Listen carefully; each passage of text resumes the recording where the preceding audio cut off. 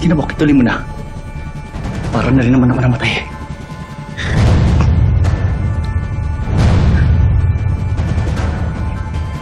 Makipagtulungan ka sa amin, Bok. Nuulit ko, hindi ikaw ang gusto namin huliin, kundi kung sino yung ulo ng sindikato.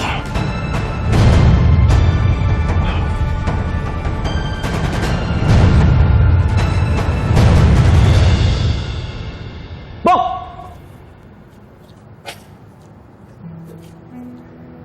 Ayos ka lang? Yes, lang, sir. Parang boses.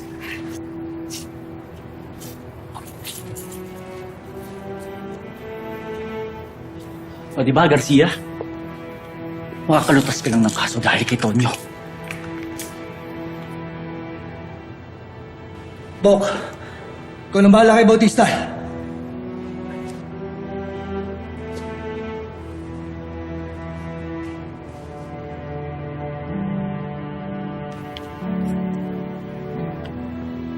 Ano, bumalik na ba yung live feeds?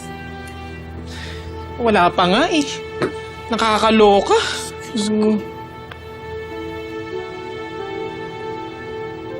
Samson, hawak na namin si Robles. Follow up mo ambulansya. Kopya mo. Mayor, hawak na daw po nila si Robles.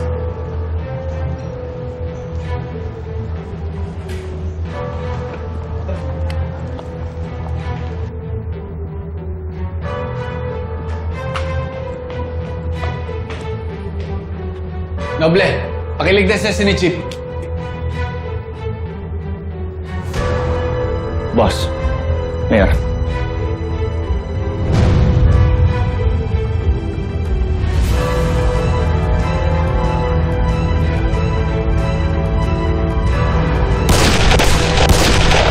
Mayor! Bok, saan galing yun?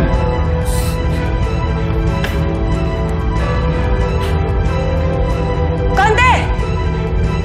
Si Robles!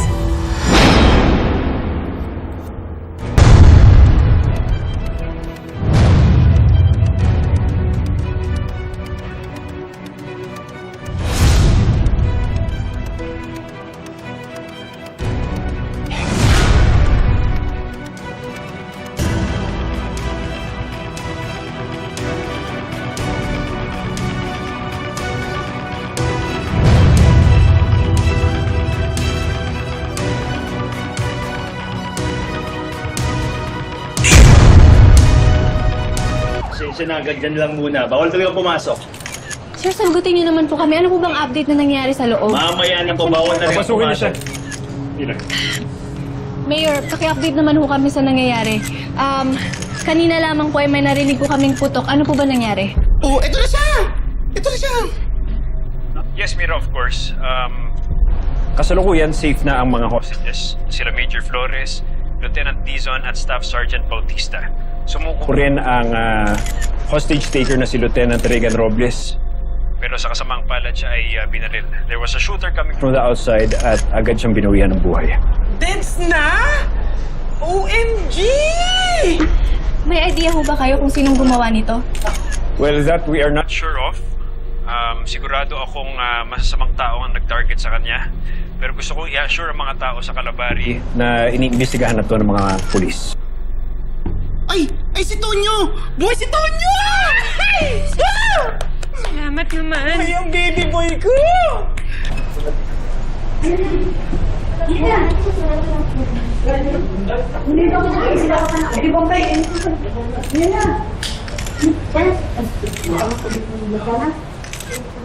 Excuse me, madam po, tabi.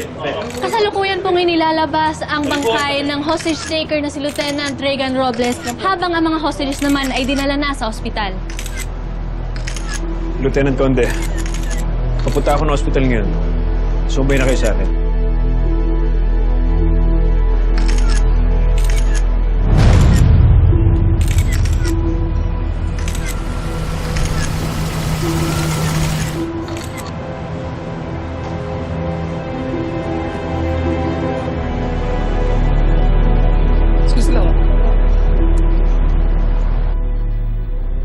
Mar, Abdul, kailangan kong mutahan yung mga katrabaho ko.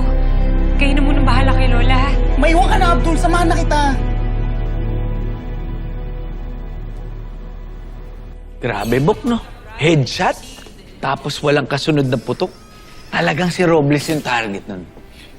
Feeling ko, ha? Yung nag-utos kay Robles, yun din yung nagpapatay sa kanya. Kasi sumuko si Robles, eh. Pwede niyang ikanta yun, eh. Di ba? Bok. Ah, balita. Bok, negative. Hindi namin na ID yung shooter.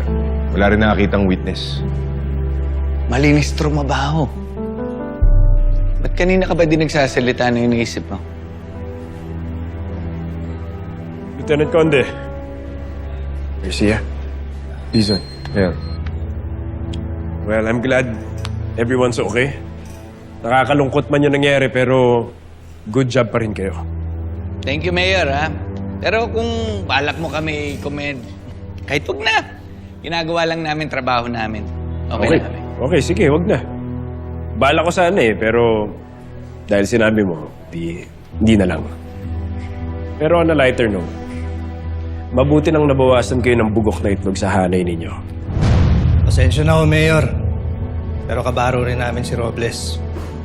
At sa tingin ko, hindi naman yun pinanganak na bugok na itlog. Nagkaroon lang siguro ng mga maling desisyon, naipit sa sitwasyon. O baka nasilaw sa pera. Ang totoong bugok, yung amo niya. Biruin mo, ginamit lang siya, tapos nung nagkaulihan, ipinaligpit lang na parang ganun lang. Na parang walang halaga yung buhay ni Robles at hindi siya nakinabang doon sa tao. At ang mahirap pa ron hanggang ngayon, nakalaya pa rin yung tao na yun. Well, pasensya na. I didn't mean to speak on his death in a bad way. Pero tama ka, Lieutenant Conde. Dapat natin mahuli yung mga matay sa kanya. Lalo na yung nagpapatay sa kanya. Sila ang totoong kalaban ng Kalabari. Tama. Tama, Mayor.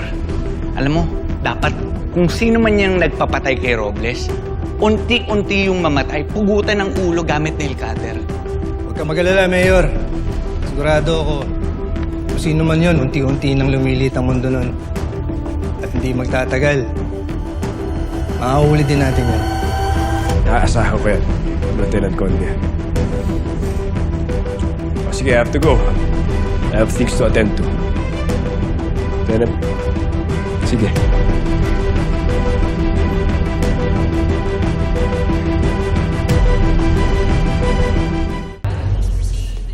Wala ba kayo napapansin doon kay Mayor? Napansin mo rin?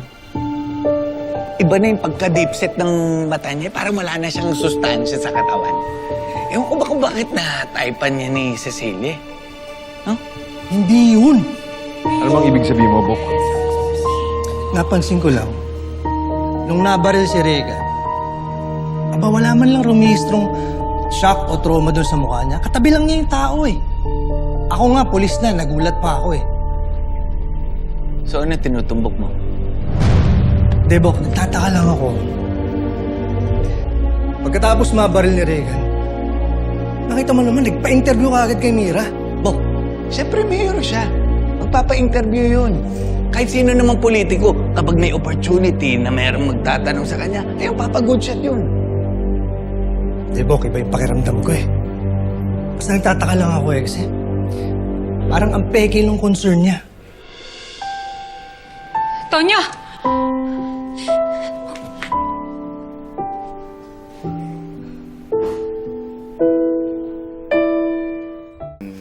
Ba't ako walang hug? Sumugod din naman ako ah. Si Robles. Oo, Bobby. Siya yung kasabot ng sindikato sa Station 12. Nakaramdam siguro ng mahuli na, kaya pinaligpit na kaagad. May idea na ba kayo kung sinong head nitong sindikato? Wala pa eh. Pero, meron ng pinagdududahan si Tonyo. Si Mayor Glenn. Sabi nga niya kanina, ito, una, wala man lang shock or trauma akong nakita sa kanya. Ako nga, pulis, nagulat pa ako eh. Tapos, sinabi rin niya na, pagkatapos babaril si Robles, ayun, nagpa-interview ka agad. At eto pa, teka lang. At eto pa, sabi rin niya, parang napepegayan ako sa concern niya kay Robles. Ganun. Di ba? Di ba? Yun lang ba, Tonyo? Sir Tonyo, at least yung mayor natin ngayon humaharap sa tao. Hindi yung pinapasa niya lang yung concern niya sa kung kani-kanino. Pwede ba? Huwag mong sisiraan yung kapatid ko, ha?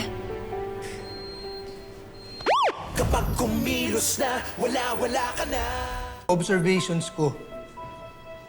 Observations na, puro negative. Sige.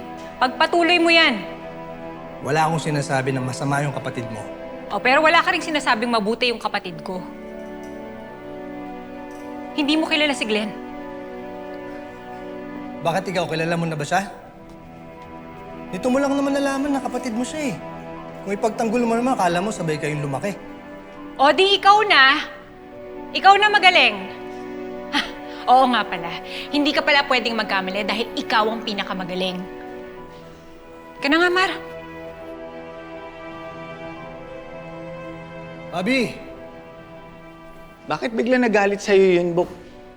Kanina, pahaghag, tapos bigla magagalit sa'yo. Bok! Bok! Labo naman ang kaibigan mo. Mas malabo ka.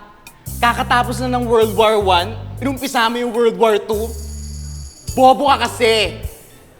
Ang daldal mo kasi.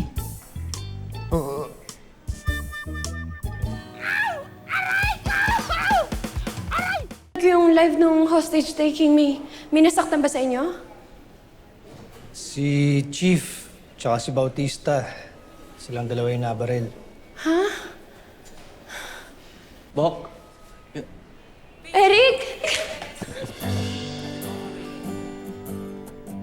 Okay ka lang, ha? Balita ko may mga pulis doon na tinamaan. Okay ka lang? Wala kang tama? Wala naman. Okay naman. Bok, iwan ko muna kayo ha. Sure ka? Walang masakit sa'yo? Kinakabahan ako. Kala ko, napaano ka na. Grabe yung hostage taking. Okay lang ako. Bautista, malayo naman pala sa bituka yung tama mo. Ilang araw lang makakapasok ka na. Opo, ma'am. Bobby. Hello. Lieutenant Samson. Ay, nako. Kaya tayo na-o-okray sa mga pelikula eh. Dahil sa mga kagaya mo. Tapos na yung aksyon, tsaka lang magpapakita. Lieutenant Samson, hindi ko kita sasagutin ngayon, ha? Nakalib ako eh. Tsaka hindi naman ikaw pinunta ko dito. Bautista, ano, kamusta ka? Uy, bawal pang mamatay, ha? Hindi ka pa Lieutenant General para maging ganyan ang buhay mo, ha? Salamat, Mang Bobby. Hanggang ngayon, hindi pa rin namin maintindihan kung ba't nagkaganon si Lieutenant Robles. Oo nga, ma'am. Ano palang meron kay Lieutenant Robles? Kaya nga eh, tas bigla niya binir si Chief. Ay, sige na. Para hindi na kayo mahirapan. Nabalitaan ko na konektado daw si Reagan kay Dante Eusebio. Na konektado din sa supplier ng mga pimple patch drugs. At konektado din sa pagtakas ni Mandong Warak. At yan si Lieutenant Robles at si Dante Eusebio. Mga tauhan lang yan sila. Meron talagang leader ng sindikato. At yung leader ng sindikato na yun, siya ang nagpapatay kay Lieutenant Robles. At siya ang kailangan nating mahuli. In fairness sa'yo, updated ka.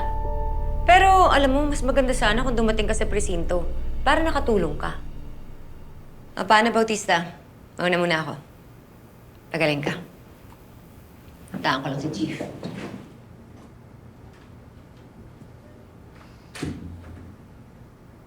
Ang epal talaga nun, no? Nakakainis. Ano? Saan masakit? Ito, okay lang. O, ayan may unang remembrance ka na. Congratulations. Kapitana!